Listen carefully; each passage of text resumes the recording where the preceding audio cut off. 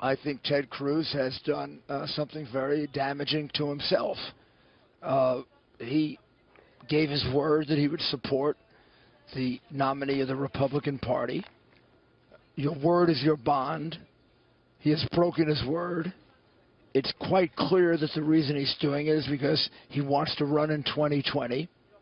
And I would remind him of some history. This is what Nelson Rockefeller did to Goldwater. And Nelson Rockefeller, from then on, could never get nominated. And even when Ford made him vice president, Ford had to drop him from the ticket because the Republican Party, remember, we're elephants.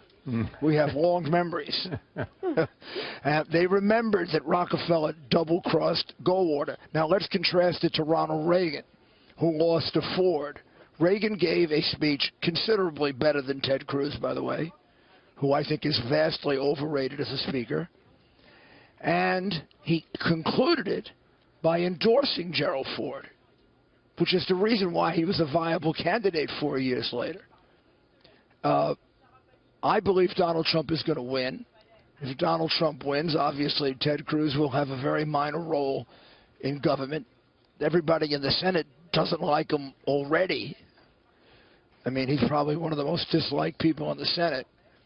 But if Donald Trump were to lose, everybody running for president in 2020 would say, how can you trust this man? How can you trust him to support the process we're all involved in?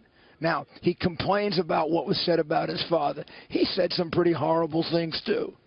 He sandbagged Ben Carson with phony leaflets about Ben Carson being out of the race. He did some vicious attacks on Rubio and Trump.